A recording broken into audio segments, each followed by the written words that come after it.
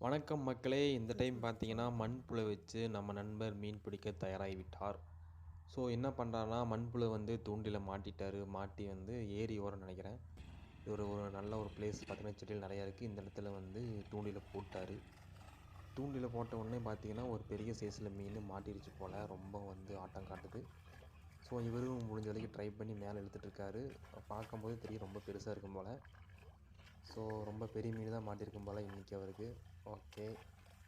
Okay. இப்ப என்ன பண்றாருன்னா, மெதுவா உள்ள இறங்கி மீன பிடிக்க போறாருன்னு நெனைக்கிறேன். ஓகே. மீனும் ரொம்ப துள்ளுது. ஸோ ரொம்ப பெருசா தான் இருக்கும் போல. ஓகே. அப்படியே பொறுமையா வந்து கரை ஓரமா இழுத்துட்டாரு.